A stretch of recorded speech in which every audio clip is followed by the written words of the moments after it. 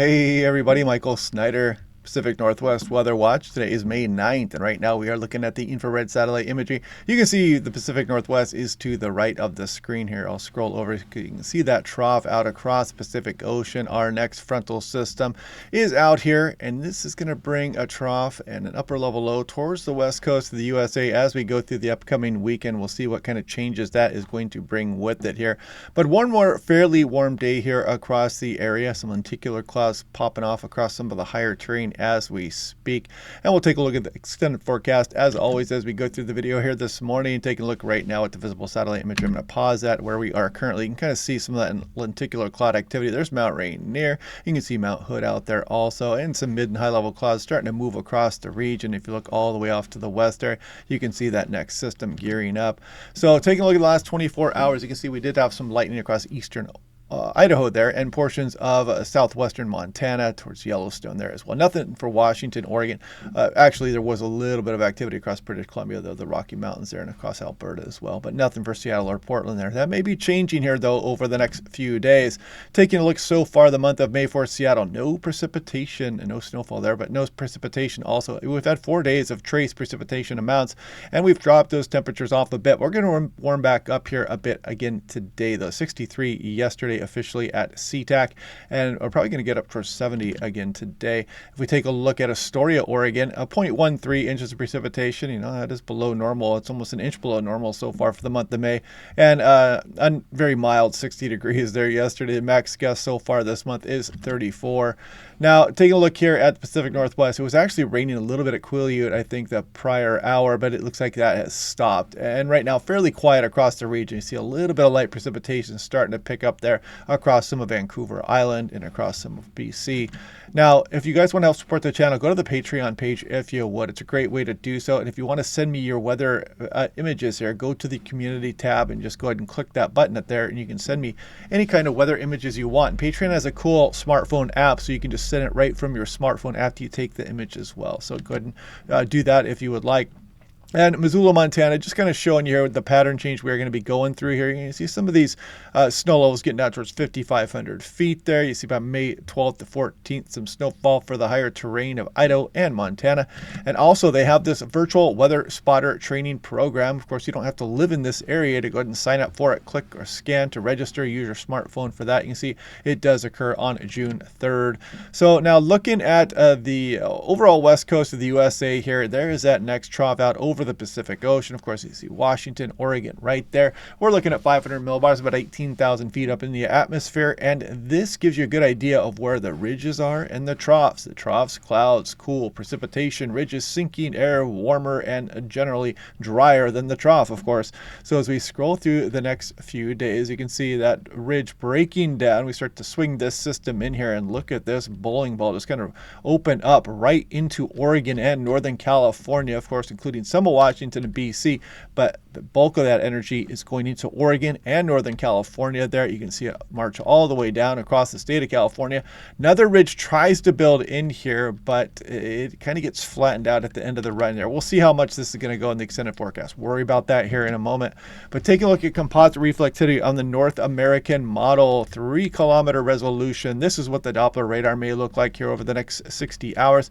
As we go through tonight, you can kind of see some of that precipitation reaching the Washington coast by tomorrow morning, and then that weak frontal system passes through. It doesn't have much of a punch with it, but you can see it does start to kick off some thunderstorms across portions of Idaho here and western Montana on the day Saturday. Maybe a couple lightning strikes there and a couple thunderstorms for eastern Oregon as well. You can't rule out a lightning strike probably across some of the higher terrain here as well.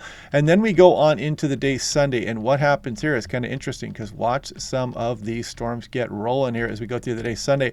Eastern Washington, eastern Oregon, thunderstorm threat will be there, and we do have the outside chance of a lightning strike with some of this showery activity as we go on through the day on Sunday for western Washington, western Oregon. But look at some of these storms, man, across Idaho, western Montana. These are going to be prolific lightning producers here. There's going to be a severe weather threat associated with some of that, and those thunderstorms could extend back towards the west as well. You can see the spin in the atmosphere here through Sunday afternoon right off the California-Oregon border. So that's about where the North American model rounds up there, 60 hours.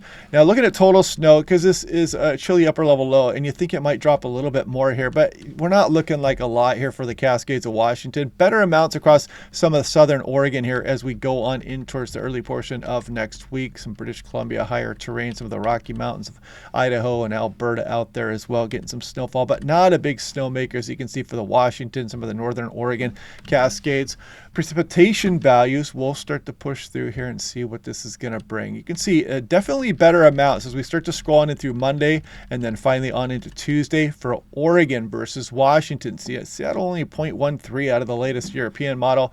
There's some amounts here across BC, but you can see the bulk of this precipitation across Northern California and portions of Oregon. This would be associated with some of that thunderstorm activity here moving across some of the higher terrain of Oregon, southeast Washington, some of the north, not the North Cascades, but portions off to the east of the North Cascades or across some of the higher terrain in northeast Washington, getting some robust amounts as well. So we got to watch out for that here over the next few days. We're going to break that down a little bit more. The high resolution rapid refresh will start to come into range here over the next 2 days as well. So you can kind of see this isn't a washout for Seattle, more across Portland though over on and through the early portion of next week. You can kind of see the rain shadowing effect a little bit there for some of the Columbia River Basin.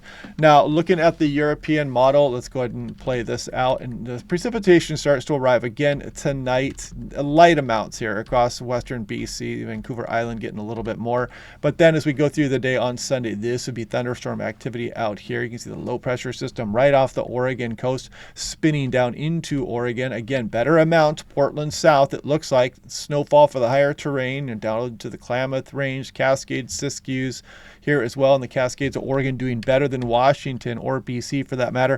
But you can kind of see how this wraparound moisture will be with us here for a couple of days across the Intermountain West, and perhaps bringing some of those moistures back up into eastern Washington and eastern Oregon. Then we scroll off in towards the mid portion of the week, and still kind of unsettled weather here across much of the West. Now, if we take a look at what's going on at 18,000 feet, 500 millibars, I can put this into motion and you can really see this cold air just kind of really carve out across the region here. Look at how chilly that air is aloft. A lot of this energy moving again into Oregon and to California. You can see that swing down across the west coast there. And again, we have some unsettled weather probably on into the mid portion of next week. Looking at lightning flash density potential. So this is going on into the day Saturday. You can see Idaho, Montana, some of eastern Oregon under the gun there, some of central British Columbia. We scroll on in towards Sunday, and you can see things destabilize a little bit here. Outside chance of a lightning strike here for maybe some portions west of the Cascades. Again, on Sunday, probably some severe storms out here across portions of Idaho and Montana. You can see the lightning density is really popping off the charts there for portions of Idaho and some of eastern Oregon as well. We go on in through Monday, and you can kind of still see with chilly air aloft, we do have that thunderstorm potential. We'll be breaking this down a little bit more as we get closer. This would be on the day on Monday. You can see Seattle and some of western Oregon lighten up a little bit there, Vancouver Island also. Now, extended forecast, artificial intelligence, put this into motion, and you can see that trough, pretty good agreement in the short term with the regular European model. And we go off into the extended a little bit there. A little bit of a ridge builds in here as we go through the end of next week, but then quickly replaced with another trough dropping down across the western USA. And you can kind of see the low heights here across western British Columbia. It could keep us in the westerly flow here. That would definitely keep the onshore flow going. It wouldn't allow us to warm up too much. But as we go on in through the extended forecast, you can kind of see we're looking out over 10 days. And I saw this earlier this morning. But yeah, this would be an early taste of summer, no doubt, here for the Pacific Northwest. But as you can see, that's well over 10 days out, and you take that with a grain of salt. Purely a fantasy forecast at this time frame. Now, looking at daily 2-meter max temperature, Friday, 9th of May here, 2025. There's Seattle. Look at that, 70 degrees. Nice day out there today, even though you got some of the mid and high level clouds moving about. It should be quite nice. Look at these mid and upper 70s, maybe for some of western Oregon, some 80s out there. Look at Boise, maybe up towards 90 degrees today. And we go through Saturday, a bit of a cool down starts. Sunday, look at that. It starts to encompass much of the region as well. We go to Monday, that upper level low will be around. It'll be with us, and it'll keep temperatures suppressed to some extent. And we go through Tuesday, Wednesday, Thursday. Notice we're not that quick to warm up here. So we'll kind of watch that over the next few days. Looking at the European artificial intelligence, this is a 15-day precipitation anomaly. Still on the drier side of things, even with that trough around here. Dry for this time of year. Continues yet again. You can see the sharp cutoff there across Vancouver Island and western BC. Here's the 6 to 10 day. That below normal signal here across the west coast. This is issued yesterday, May 8th. Nope, that shouldn't update yet, and it didn't. And then you can see the 6 to 10 day precipitation. Again, kind of at odds with what the artificial intelligence European model has been saying. And for what it's worth, we haven't got any precipitation so far this month. So it has been a bit more reliable than what the Climate Prediction Center has been saying, at least just on my general observation of what I've been doing on a daily basis here. But anyway, yeah, we'll break this down a little bit more. We'll get into more detail on where exactly we'll see thunderstorms as we go through the later portion of the weekend and on in towards next week. We'll break that down tomorrow. Hopefully you guys are having a good day. Otherwise, click like and subscribe, and I will talk to you guys later.